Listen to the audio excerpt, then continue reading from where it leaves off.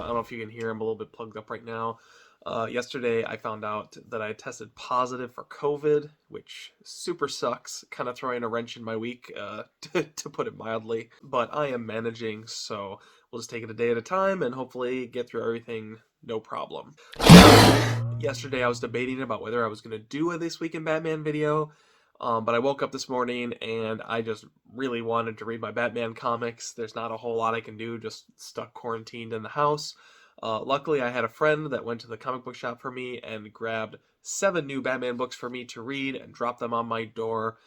So I had the opportunity to read through those already. I was thinking I'd just give you guys some quick thoughts on them, go through what came out for the week, and then kind of get in and out of this video because I'm excited to go take a nap. So kicking things off, I did not pick up Batman Scooby-Doo. I think we're on 12 of 12 now. Missed out on that series when it started. I kind of wish I had been picking it up, but nevertheless, it's over now, so you won't have to see me keep talking about how I'm not buying it.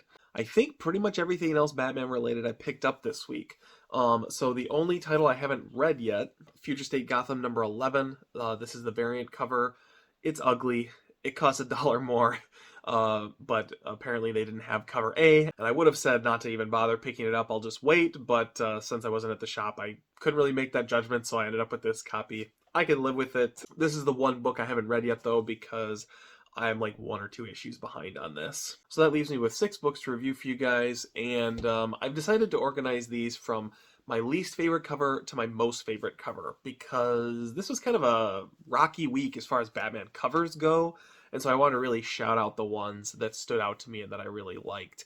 Right from the top with this Future State variant cover, like, not to go back to this, but like, really? Like, you're going to charge $1 more for this? To make matters worse, too, all of their card stock this week is, I don't know how well you're going to be able to see this, but it's more of like a matte finish, significantly lower quality than usual. The colors on it really don't pop. The whole thing looks a little bit fuzzy. And then on top of it, the cardstock is cut improperly. I don't know how you can see that. But the interior pages stick out on both sides, which is less than desirable. And that was a theme through all of the heavier duty cardstock covers that came out this week. I'd be curious to know if you guys are having that problem as well, because it's hard to say if this is DC cheaping out or maybe it was just, a paper availability thing. And maybe some of the books went out with the proper cardstock. I don't know. But all the ones I got were like this. Really not worth the extra $1.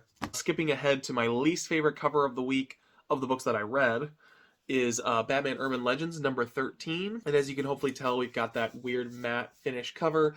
And again, a big old gap where the paper spills out over the cover. Just weird quality problems with DC this week. This continues down our magic rabbit hole that we started a couple of issues ago. This collects Batman and Zatanna, Bound to Our Will, Part 3 of 6, White Witch, Part 3 of 3, Eternity in Gotham, Part 3 of 3, and Ace the Bat Hound in Hounded, Part 3 of 6. Overall, in terms of story, I would kind of rank them where they've been getting ranked. Kid Eternity definitely took a little bit of a jump in terms of story. There was an extra twist that kind of weaved into it that made it a little bit more interesting than what I was complaining about last month. But otherwise, the Batman Zatanna, John Constantine just rubs me the wrong way. And the art in this particular issue also felt a little bit more rushed, sort of deteriorated in quality, which I wasn't a big fan of the art to begin with, to be honest. White Witch, Part 3 of 3. This one had an excellent outing in terms of art. I'm really sad to be seeing this one wrap up.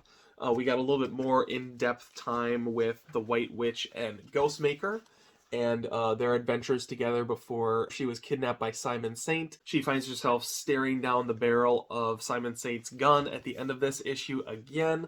But there's this wonderful sort of puzzle piece motif going on in that every time she dies, she remembers a little bit more and she takes that with her into her next life. So really promising. I hope we get to see more with this character later on. Bring this artist with you. They're doing great work. And of course, Ram Vion's story, you really can't go wrong. And then since we already talked about Kid Eternity, we'll just skip right ahead to the Bat Hound storyline, which has also been a highlight for me. Really, White Witch and this one have been carrying me through these last couple of issues.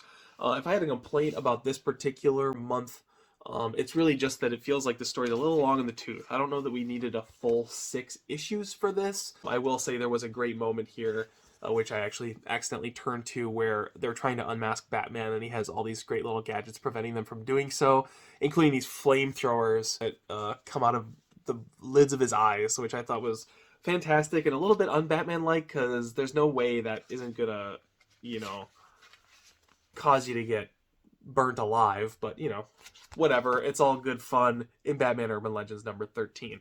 Bad cover, but an okay issue. Rounding out the covers I disliked, Joker number 13. This, I think, is the last of the cardstock books that I've read this week, and again, matte finish, and again, pages sticking out the end. I just don't understand why this was such a big problem this week, but is what it is. As far as the book goes itself, though, we're finally getting down to the final hours of this giant storyline, which really just boiled down to, the Texas Chainsaw Massacre family if they were rich. It's sort of channeling Texas Chainsaw Massacre 4, if anything, and their quest to eat the Joker for revenge. And the reason they want revenge on the Joker is because the member of their family that was in Arkham Asylum was victimized during A-Day, which they blamed Joker for. Now, last issue, we had some wonderful promise that Bane was in fact still alive and possibly behind the entire A-Day incident, but we don't really know for sure. And true to the bait-and-switch mentality of this book, we still don't really have the answers to that. Last issue promised the return of Bane. We got him on the final panel. Mostly we deal with Lady Vengeance in this until we get to the very end where, spoilers, Jim Gordon and Bane arrive to crash the party. So a lot of good action in this, a lot of confrontation between Lady Vengeance and this secret society of cannibals. Not a lot of Jim Gordon this time, but a healthy dose of the Joker. Actually, I was pretty satisfied with the way Joker was written in this and what we got from his character as he was toying with the people who were planning on eating him. It definitely gave me some Hannibal Lecter vibes that I was really feeling and caused me to enjoy this issue overall. Also providing us with a strong showing this week is Punchline, Chapter 13, which finally we've gotten to the big culmination in which Punchline is brought out in court and she is ultimately found, spoilers, ultimately found not guilty in this. I think the most compelling thing that happened here was around Harborough's brother, who kind of wakes up to what's going on. He decides not to be an acolyte of the Royal Flush Gang, and now is going to have to pay the consequences for prior bad behavior, which has caused Punchline to paint a target on his back.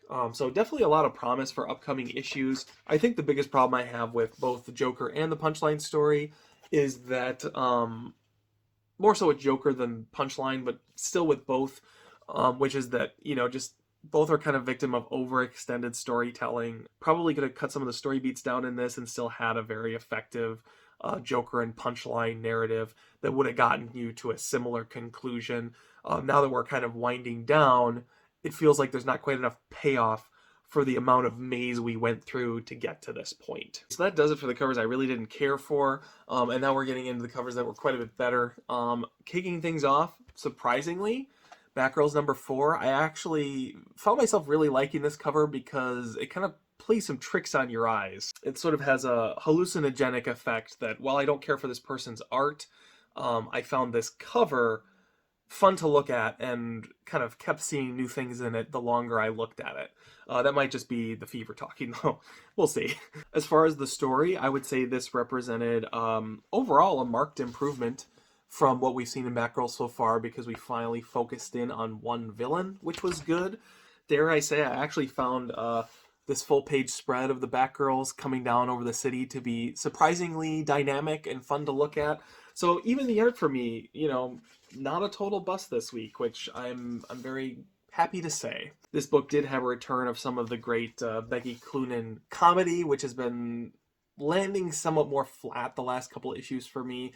The one eye roller in this was she talks directly to the audience, talking about what good taste they have in reading material because they're reading Batgirls, and then also that they have great taste in art, which made me laugh/sigh because I don't like the art, even though it's better this issue for me.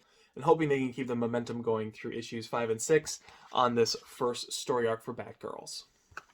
Another cover I liked but did not love was Superman, Son of Kal-El. Nothing wrong with this cover, it just didn't necessarily blow me away. Pretty basic, nothing too complicated. Bruno Redondo, of course, is always going to be solid on art, and it was nice seeing that not only was his art on the cover, but he actually did the interiors for this issue, which made this issue sync up really nicely with the story we got in the last issue of Nightwing, of which this is part 2. One of my concerns about this book last month was, for being a 2-part story, we're only going to be able to get so far in it, and and I was worried it was going to feel a little bit like a tease to make you go read Superman, Son of Kal-El. I enjoyed this read a lot. It posed a lot of exciting questions that I want to know the answers to. It did not answer any questions. It really was basically just an advertisement to try and convert Nightwing readers into Superman, Son of Kal-El readers. But that said, he did a good job of it. Tom Taylor's a great writer. He does a good job building up a great dynamic between the two characters in this. And, if you like Tom Taylor, you're going to like this book. And I was already excited to check out Superman, Son of Kal-El. I'm very excited to check out this book when it hits the trade. Okay, so for the last 2 covers this week, both of them would be contenders for favorite cover of the week. There is a definitive winner that's going to feel like a cop-out. You probably already know what it is. Runner-up, though, really a great little cover, is I Am Batman number 7, in which we've got Jace Fox riding his motorcycle, creating the bat symbol in shadow on the ground. A lot of great pinks and purples in the cover on the background. You see Times Square behind him. Great representation of this book, and just a fun cover to look at. I was actually pretty stoked when I pulled this out of my bag and was looking it over. I thought it looked really great. Now the question is this book ever gonna sell me? And I'm excited to say this week was kind of like Batgirls, a marked improvement. Actually more so than Batgirls by quite a bit. First of all, I want to call out the art. Once again, we've got Ken Lashley on art, and I found it to be a lot more consistent, to the point that I actually went back to my copy of issue 6 and had to double check that that was also Ken Lashley. This has a great sort of late 90s DC Comics flair to it that I really found myself absorbed in. And it's funny because when I was leafing through issue 6, I remembered exactly what I didn't like about it, which is that it felt like the art style was just all over the place. I kind of wonder if there were artists on that book that were uncredited that helped finish the art or something, because this just feels like a complete product. So that really added to my enjoyment of issue 7 this time around. The other nice thing about it is we've kind of gotten some of the meat and potatoes set up out of the way, and we're starting to get to see how Batman is going to operate in New York. He's going to be working with the police, and it definitely, fits into a little bit of a different dynamic than what we see in a traditional Batman title, which was nice because all along I've been wondering, how is this book going to find a way to differentiate itself? In order to continue to be successful, I think the main thing that has to happen is they need to push that concept further. I want to see Batman and the police on the streets together, working in tandem. I want to see this Bat Task Force truly at work, all together on the page. A little bit less of Batman hiding in the shadows, telling people what to do, and a little bit more on the front lines with the boys in blue, creating just a different dynamic than what we see in Gotham City with traditional Batman. Whew, okay. I told you guys I was going to go fast. I've got one more book to cover. It is both my cover of the week and it's my pick of the week. It is Batman Detective Comics. This is issue 1056, chapter 10 of The Tower. And all of you guys are collectively rolling your eyes because I just can't shut up about Detective Comics, but here we are. This cover is painted by Urban Rodriguez, and all the covers for Detective Comics have been fantastic. I really hope that Rodriguez gets to continue doing the covers for Detective Comics after this, because these covers alone are worth the price of admission. Alright, looking at the Tower storyline itself, we've got, including this issue, only 3 issues to go, and so, the action is really ramping up. Scarecrow has really taken advantage of the situation at Arkham Tower, which for me has been a great twist because I was really disappointed with how they handled Scarecrow in the Fear State event, and it feels like we're kind of finally getting our due there. He takes Nightwing hostage. Harley Quinn is there to help. Huntress is trying to escape. Just when it seems like there aren't enough Bat characters to save all of the other Bat characters in Gotham City, guess who shows up to crash the party at the very end? Of course, Batman's back. Curious to see how he's going to figure into these last two issues. I hope that he continues to stay on the back burner. After reading the last issue of Batman, it was pretty clear that he was going to make his return for the conclusion of the Tower storyline. But I'm really hoping that we get to continue to focus on our core supporting characters in this. And, Batman gets distracted with something else, or, just provide support in some way rather than going guns a-blazing himself. If I had a complaint about Detective Comics 1056, it's really kind of similar to the vein as the Joker and the Punchline in that, the plot isn't as complicated as 12 issues, probably. There's certainly been a lot of intrigue, a lot of plot points to weave through, but, the core payoff being, the Dr. Ware is just, blackmailing the city, basically, just feels like it's not quite enough. And at the end of last issue, it seemed like Psycho Pirate was going to explain more and that there was going to be more to that story. But when he tells it here to Mayor Nakano's wife, it doesn't seem like there's much else to it. And, as I said before, if you've got Psycho Pirate in your corner, you don't need to build a tower to extract money from rich people or from the city. Like, you can just send a Psycho Pirate in there and get them to pay you. Like, I don't understand why this has to be so complicated.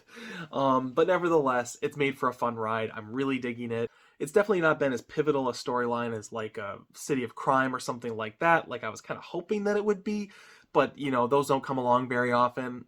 Even though this isn't it, I'm sure we'll get one at some point in the not terribly distant future. We're actually kind of due for one right now. All right, and then that just leaves my final thoughts for the House of Gotham storyline, which this was a fantastic read this week. Probably my single favorite read of the week. Again, we finally get the reckoning between this orphan and Batman. So, like, he's in no man's land. He's leading this crew of sort of child warriors and helping them steal medicine and food just to survive in Gotham no man's land. And Batman shows up to crash the party, and the orphan really puts him in his place, and it's quite sobering. It was actually really cathartic to read after following this kid for, 9 prior issues in which we saw everything just kind of get taken away from him piece by piece, and, even as he was being rehabilitated, watching everything just kind of keep going wrong. So very satisfying issue. I'm curious to see how they wrap it up. There's only 2 issues to go on this, I'm assuming, and it feels like the climax really was in this issue. So I really can't wait to see what happens to this kid and see if there's a place for him later on down the road. So that wraps up my thoughts on Batman this week. What books did you pick up? Did you read any of them? Leave a comment down below if you did. I'd love to know your thoughts. In the meantime, I'm going to go take an aspirin and take a nap. I hope you guys have a good week in comics, and thanks for watching this video.